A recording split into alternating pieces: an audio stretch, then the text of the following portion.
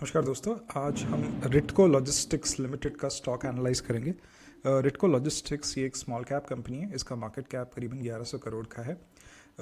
30 साल पुरानी कंपनी है। लॉजिस्टिक्स प्लेयर है, पूरा end to end integrated logistics player है। जो बड़े कॉर्पोरेट्स होते हैं उनको केटर करती है। एक B2B कंपनी है, तो इनके पास इनका खुद का वेयर हाउसिंग्स है, पूरे हब्स हैं इनके। करीबन 350 बड़े बड़े ट्रक्स का फ्लीट है। 300 सिटीज़ में इनके ऑफिसेज है। 50 मेजर ब्रांचेस है इनके।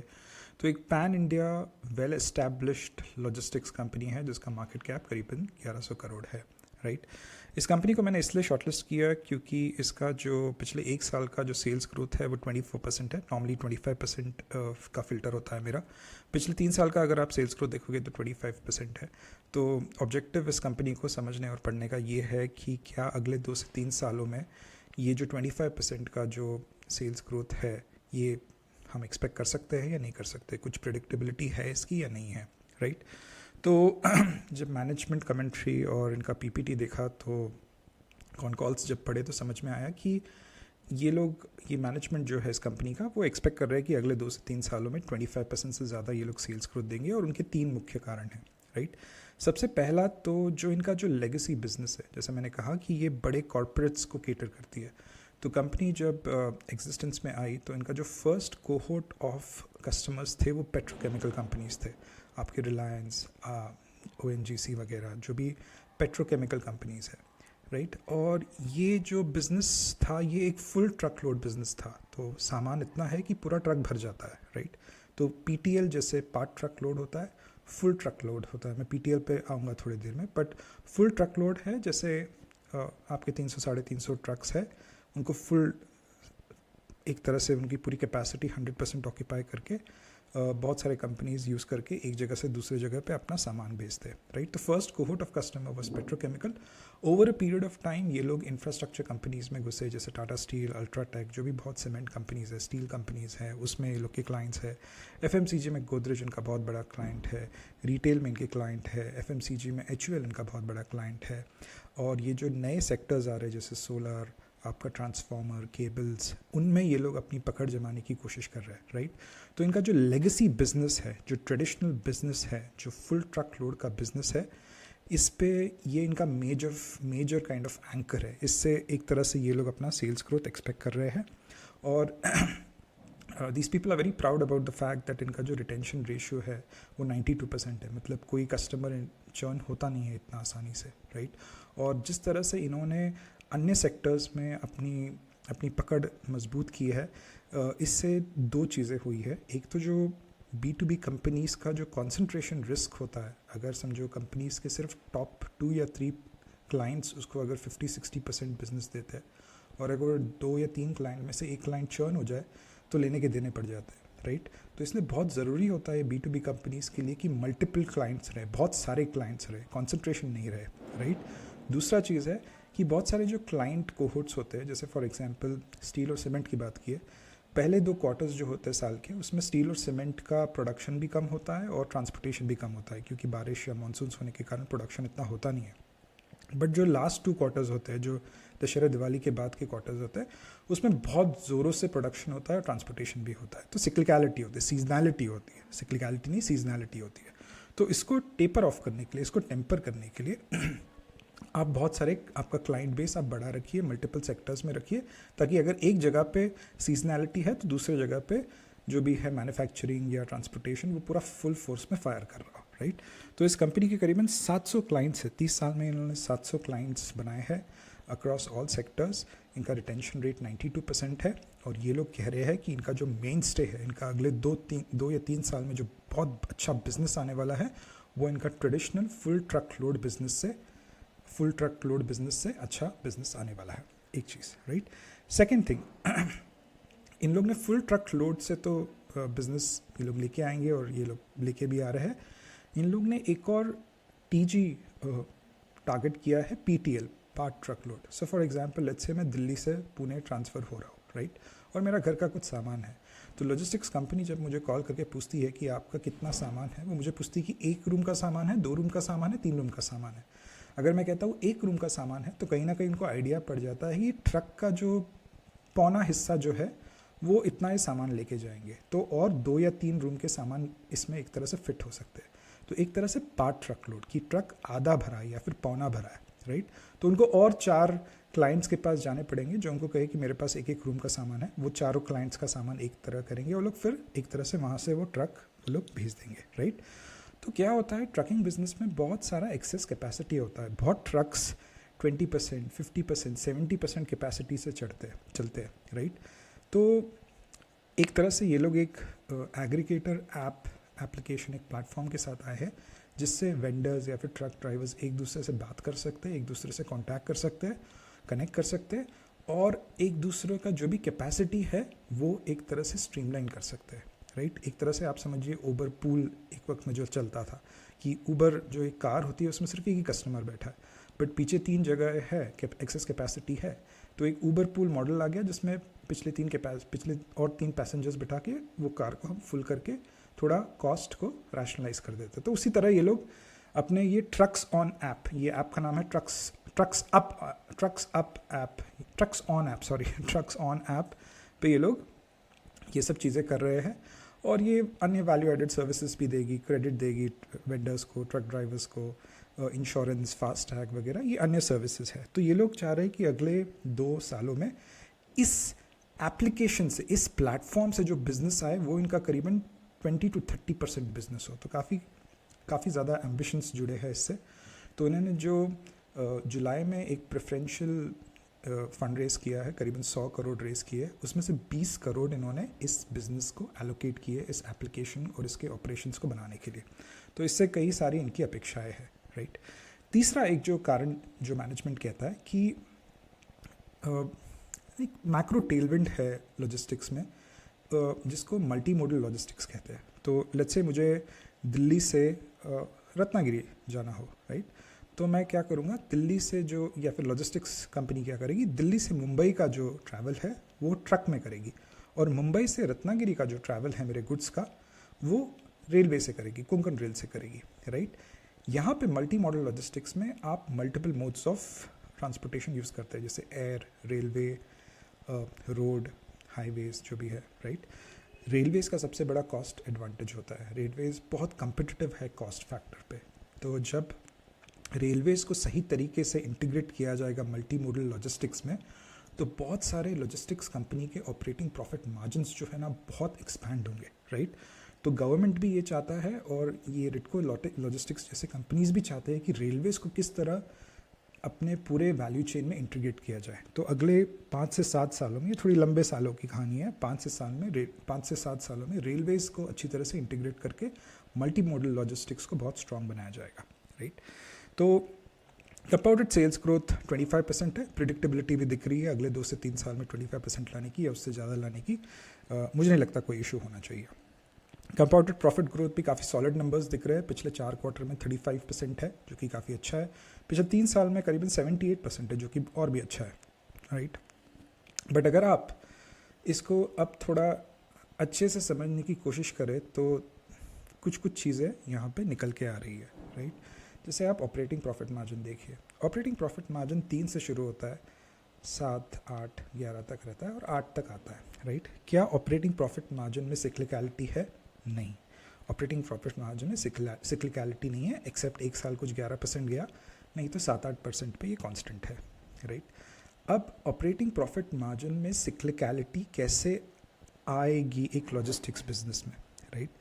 लॉजिस्टिक्स बिजनेस का सबसे इम्पॉर्टेंट कॉस्ट सेंटर होता है फ्यूल कॉस्ट, राइट।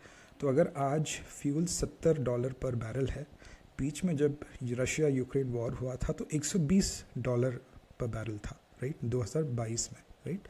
तो यहाँ पे ये कॉस्ट फिर करीबन इनका जो ऑपरेटिंग प्रॉफिट मार्जिन जो है बहुत कम हो जाना चाहिए था, राइट, क्योंकि रॉ मटेरियल कॉस्ट आपका बढ़ गया है। तो let's say if you are not able to pass on the increase in the raw material cost to the end customer, तो आपका ऑपरेटिंग प्रॉफिट मार्जिन ठुकना चाहिए, नहीं ठुका। वो इसलिए नहीं ठुका क्योंकि जब कंपनी कॉन्ट्रैक्ट साइन करते हैं एंड कस्टमर्स के साथ, तो उसमें क्लॉज होता है कि जो भी फ्यूल कॉस्ट बढ़ेगा उसका जो हिट है वो एंड कंपनी या एंड कस्टमर लेगा, ये कंपनी नहीं लेंगे, राइट। तो इससे एक चीज़ क्लियर होती है कि इस कंपनी में सिक्लिकलिटी नहीं है, क्योंकि जो इम्पॉर्टेंट सबसे मेन रॉ मटेरियल का कॉस्ट है वो लोग एंड कस्टमर को पास ऑन कर रहे हैं, एक चीज़। दूसरी चीज़, क्या इस कंपनी के बिजनेस मॉडल में प्राइसिंग पावर है, राइट। इस कंपनी के बिजनेस में प्राइसिंग पावर नहीं है। इस कंपनी के बिजनेस में अगर प्राइसिंग पावर होता तो ये operating profit margin double digits में होता, 15% से ज़्यादा होता। इसमें प्राइसिंग पावर नहीं है। ये लो कॉस्ट प्रोड्यूसर जो है, यस, जो सबसे कम्पिटिटिव है, वही इस लॉजिस्टिक्स मार्केट में सर्वाइव करता है, आगे जाता है, राइट। क्योंकि ये एक बहुत फ्रैगमेंटेड मार्केट है, राइट। एक अनऑर्गेनाइज्ड मार्केट है, बहुत कॉम्पिटिटिव मार्केट है। 80 to 90% जो इसके पार्टिसिपेंट्स है या इस मार्केट में जो वेंडर्स है, उनके पास 4 से 5 ट्रक्स होती है। कल मुझे एक लॉजिस्टिक्स प्लेयर बनना है, मुझे बस एक 5 ट्रक्स खरीदने हैं, 5 ड्राइवर्स खरीदने हैं और मुझे क्लाइंट्स को अप्रोच करना है। तो barrier to entry almost zero है, बहुत फ्रैगमेंटेड है। टॉप 3 प्लेयर्स जो है वो 10% मार्केट शेयर भी नहीं लेते हैं, राइट। इतना फ्रैगमेंटेड और अनऑर्गेनाइज्ड है, राइट। तो जब ये कंपनीज़ बड़े क्लाइंट्स के पास जाते हैं तो बड़े क्लाइंट्स अपना 3 कोड सिस्टम रखते हैं और उसमें बोलते हैं कि आप बताइए आप कितने सस्ते में हमारे लिए काम करके देंगे और कितनी अच्छी से हमारी सर्विसिंग जो है या सर्विसेज जो है उतना देंगे, कितने सर्विसेज देंगे या किस तरह की सर्विसेज देंगे। तो इन कंपनीज़ को अपना कॉस्ट एकदम कम करना पड़ता है। तो ये लोग एक कॉस्ट प्लस मॉडल पे प्राइसिंग करते हैं कि मुझे इतना पड़ेगा, उस पर मैं 7% अपना कॉस्ट लगाऊंगा, बस मुझे ये कॉन्ट्रैक्ट चाहिए, राइट। और इससे काफ़ी क्लियर कट समझ में आता है कि बिजनेस में प्राइसिंग पावर नहीं है, राइट। सिक्लिकलिटी नहीं है, प्राइसिंग पावर भी नहीं है, right. But operating profit margin या फिर नेट प्रॉफिट मार्जिन, अभी अगर नेट प्रॉफिट की हम बात करें तो वो लोअर सिंगल डिजिट्स में आ जाता है, राइट। ये 4% 3% की बात हो रही है यहाँ पे, या 5% की बात हो रही है। अगर मैं बिज़नेस में 100 रुपये लगा रहा हूँ तो मेरा प्रॉफिट उस बिज़नेस प्रॉफिट उससे 5 रुपये मेरे को एज अ ओनर या as a promoter, as a owner नहीं, एज अ बिजनेस को 5 रुपये मिल रहा है एज अ प्रॉफिट, जो कि मुझे लगता है कि बहुत कम है, राइट। दूसरी एक चीज़ यहाँ पे हाईलाइट करना बहुत ज़रूरी है, जो कि एक थ्रेट है, एक बहुत बड़ा चैलेंज है इन बिजनेसेस के लिए या फिर इस बिजनेस स्पेसिफिक के लिए, वो है वर्किंग कैपिटल, राइट। तो जो मैंने कहा कि 100 करोड़ का इन्होंने फंड रेज किया प्रेफरेंस के थ्रू जुलाई में, उसमें से 20 करोड़ तो इन्होंने अपने ऐप को बनाने के लिए लगा दिया, 80 करोड़ जो है वो इन्होंने अपने वर्किंग कैपिटल साइकिल में लगा दिया है फिर से, राइट।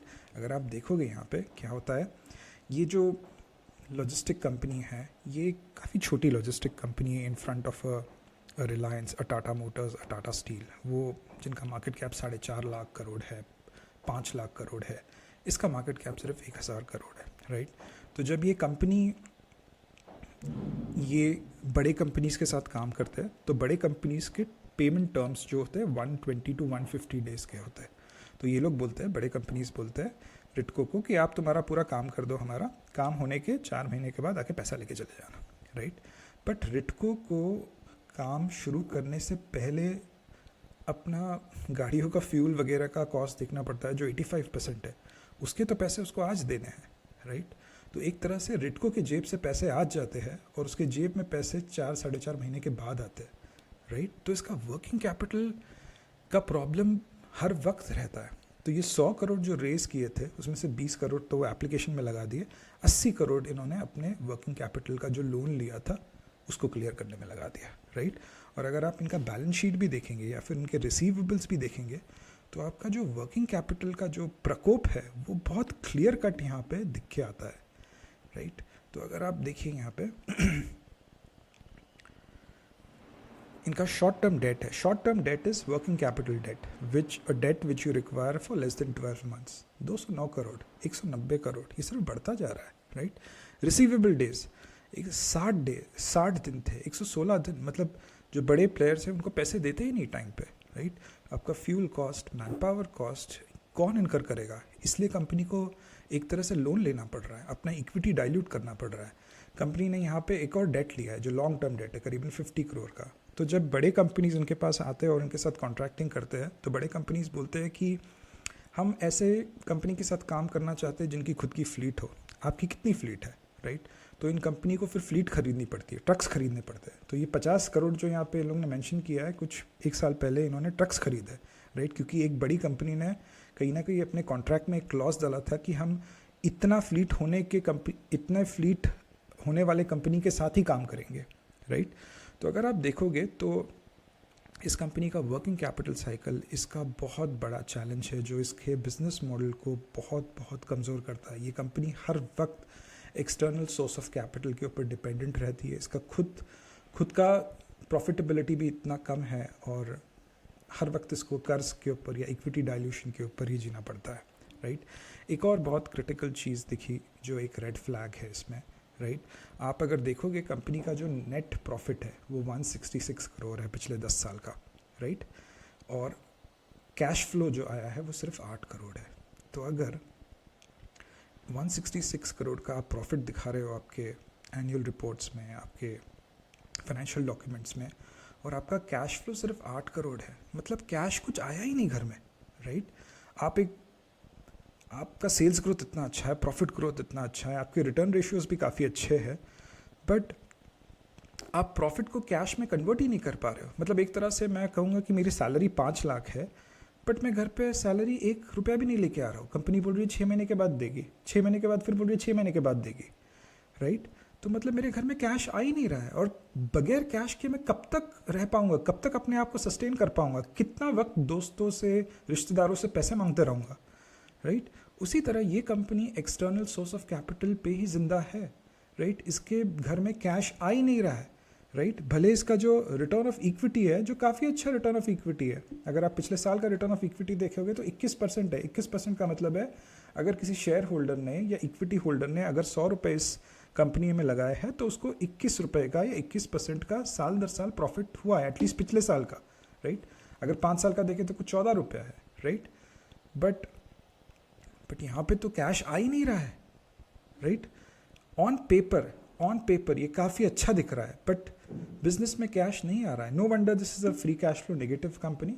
-212 का इसका कैश फ्लो नेगेटिव है, विदाउट एनी डाउट। इतना कैपिटल अगर रेस कर रही है, इतनी इक्विटी डाइल्यूट कर रही है, तो कैश फ्लो पॉजिटिव कैसे हो सकती है? नहीं है। डिविडेंड यील्ड भी किसी को कुछ देती नहीं है कंपनी, राइट। जितना पैसा आता है वो अपने बिजनेस में लगा देती है और भी बाहर से पैसा उठाती है। सबसे आश्चर्य करने की बात मेरे लिए ये थी कि इस कंपनी में जो शेयर होल्डिंग पैटर्न है वो थोड़ा स्ट्रेंज है। वो स्ट्रेंज इसलिए है कि इस कंपनी में ना कोई FII है ना कोई DII है।